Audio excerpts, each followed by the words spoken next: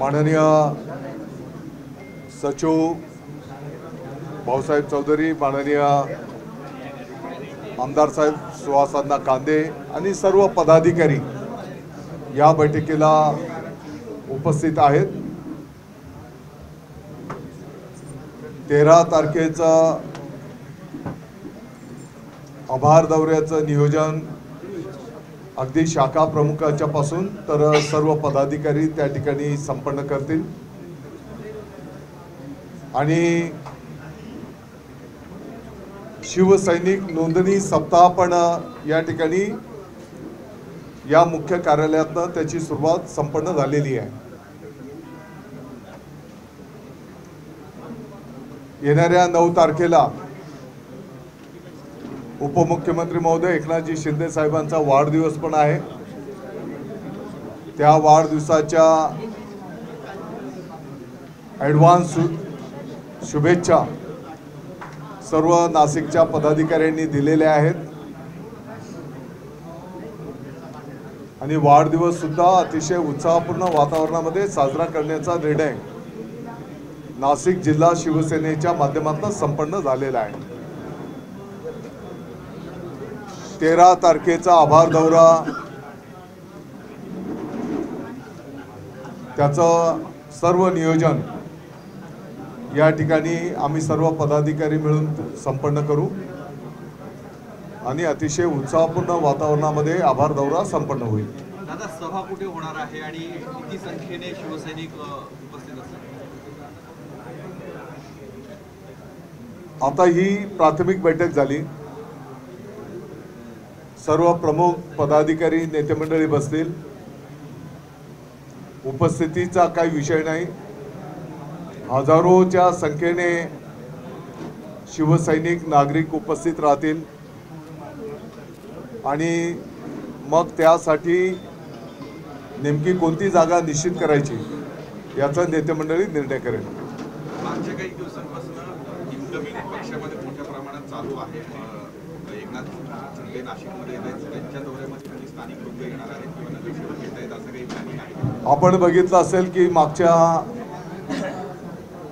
काही आठवड्या दिवसांच्या पासून माननीय एकनाथजी शिंदे साहेबांच्या नेतृत्वाखाली अनेक लोक राज्यव्यापी प्रवेश करीत असताना नाशिकमधून सुद्धा अनेक आपले माजी जिल्हा परिषद सदस्य आहेत, आपले माजी नगरसेवक महोदय आहेत, हे सर्व प्रवेश त्या ठिकाणी घेत आहेत आणि आम्ही सगळे अजूनही मोठी लिस्ट आहे। मग त्याचं 13 तारखेला करायचं, त्याच्या आधी करायचं, ते सगळे पदाधिकारी बसून आम्ही निर्णय करू। दादा, पण गेल्या काही दिवसात गटबाजी प्रचंड वाढलेली आहे शिवसेनेमध्ये। 2 सरळ गट दिसत आहेत। शिवसैनिकांमध्ये चर्चा आहे, शिवसैनिक संभ्रमामध्ये आहे, या गटात थांबायचं की त्या गटात थांबायचं, यावर आजच्या बैठकीमध्ये काही सोल्युशन निघेल असं शिवसैनिकांना वाटत होतं, पण तसं काहीच झालं नाही। कुठला विषय? गटबाजीच्या विषय। आज संपूर्ण शिवसेना एकत्र दिसते। इतर वेळेस जर बघितलं नेहमी एकत्र असतो, वेगवेगळे कार्यक्रम होत असतात, काही पदाधिकारी त्या कार्यक्रमाला असा कुठलाही विषय नाही।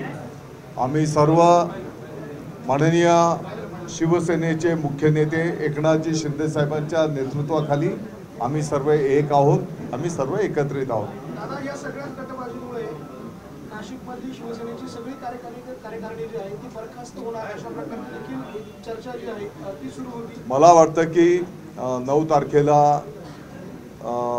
एकनाथजी शिंदे साहेबांचा वाढदिवस आहे आणि 13 तारखेला ते इकडे येणार आहेत आभार दौऱ्यासाठी। त्याचं संपूर्ण आता तुम्ही बघितलं असेल की इथं उलट जागा पुरत नाही आम्हाला। पुढची मीटिंग मोठ्या हॉलमध्ये किंवा मोठ्या लॉन्सवर आम्हाला घ्यावी लागेल। आज ही प्राथमिक बैठक होती आणि फक्त माहिती देणं आणि आजपासून शिवसैनिक नोंदणीचा कार्यक्रम सुरू करणं यासाठी ही आजची प्राथमिक बैठक होती। पण शिवसैनिकांना आपला संदेश काय असणार आहे जे संभ्रमामध्ये आहेत? तुम्ही म्हणतायत गटबाजी नाही, पण शिवसैनिकांना ते फेस करावं लागतंय, त्यांना काय? बिलकुल असा कुठलाही विषय नाही। आमचा गट एकच आहे, एकनाथजी शिंदे साहेबांच्या नेतृत्वाखालचा हिंदू हृदय सम्राट शिवसेना प्रमुख माननीय बाळासाहेब ठाकरे साहेबांच्या हिंदुत्वाचे विचार, राष्ट्रीयत्वाचे विचार, धर्मवीर आनंदजी दिघे साहेबांची कार्यपद्धती, हा सगळा आमचा धनुष्यबाण एकच गट आहे. दादा, राज्यातले कंत्राटदार पुन्हा एकदा संपावर जाण्याचा इशारा देत आहेत. अनेकांचे पेमेंट्स अडकलेले आहेत, ते होत नाहीयेत म्हणून ते पुन्हा एकदा आता काम बंद आंदोलनाचा पवित्र्यात आहेत. राज्यभरातले जे विकास कामं करणारे कंत्राटदार आहेत. नाही, आता ही वस्तुस्थिती आहे की त्यातल्या त्यात मला वाटतं की बांधकाम विभाग असेल, 0304 हा जो हेड आहे, हा काही आत्ताचा विषय नाही आहे. हा काही गेल्या अनेक वर्षांच्या पासून त्या हेडला ज्या पद्धतीने आपण कामांना मान्यता देतो आणि ज्या पद्धतीने निधी उपलब्ध होतो, हा काय आत्ताच्या काळातला किंवा 2-4 वर्षापूर्वीचा विषय नाही आहे. हा गेल्या अनेक वर्षांच्या पासून त्याला निधी कमी असतो. मला वाटतं की शासन पातळीवरनं या संदर्भामध्ये गंभीरपणे विचार चालू आहे. आणि 1000 कोटी रुपयांची थकबाकी झाली. मी तेच बोललो ना की हा गेल्या अनेक वर्षांच्या पासूनचा तो विषय आहे. पण 5 फेब्रुवारीपासून जर काही तोडगा निघाला नाही तर 5 फेब्रुवारीपासून आंदोलन शासन पातळीवरनं या संदर्भात निर्णय केला जाईल. दादा, 50,000 शिक्षक पगारवाढीच्या प्रतीक्षेत आहे. 20% जो वाढीव अनुदानाचा टप्पा आहे तो अजून देण्यात आलेला नाही. त्याच्यामुळे शिक्षकांची पगारवाढ पाठीमागच्या काळामध्ये टप्पा अनुदानाच्या संदर्भामध्ये काही निर्णय करण्यात आले होते आणि त्यासाठीच्या निधीची तरतूद हा एक विषय शासन पातळीवरनं राहिलेला आहे. मला वाटतं की मी आपल्याला येण्यापूर्वी सांगितलं की या विषयाची संपूर्ण माहिती घेऊन मी आपल्याशी बोलेन. आरटीईचे जे विद्यार्थी आहेत त्यांचा जो शुल्काचा विषय आहे, 2400 कोटी रुपयांची थकबाकी सरकारकडे आहे आणि त्यामुळे जे आरटीईचे नवीन प्रवेश होणार आहे त्या सगळ्या प्रवेशार्थी विद्यार्थ्यांना जो आहे ती जी रक्कम आहे ती भरून प्रवेश देण्याचा निर्णय जो आहे तो काही संस्था त्यांच्या संघटनांनी घेतला. तर मोठी रक्कम सरकारकडे बाकी आहे ती त्यांना मिळत नाही. शिक्षण विषयामध्ये काही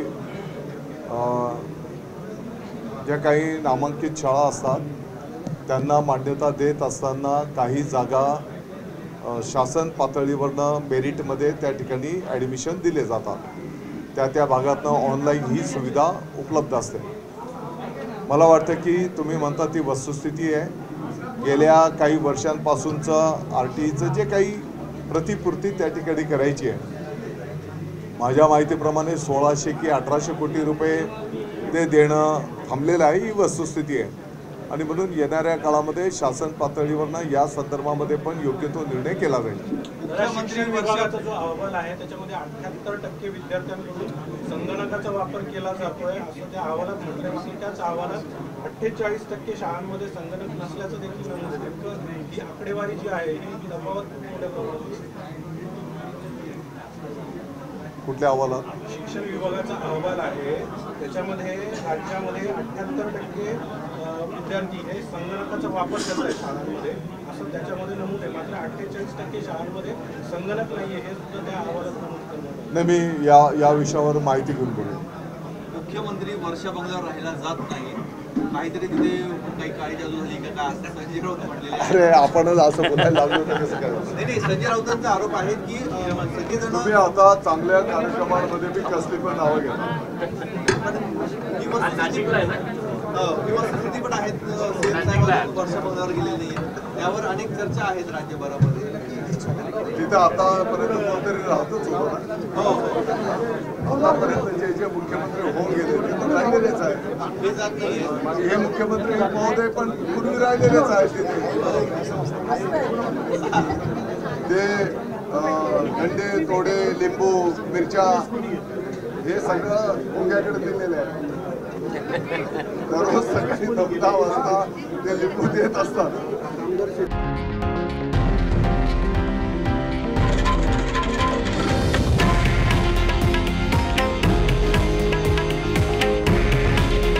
हे आहे देशातील नंबर 1 न्यूज नेटवर्क आणि आपण पाहत आहात TV9 मराठी. काळजी तुमची, हित महाराष्ट्राचं.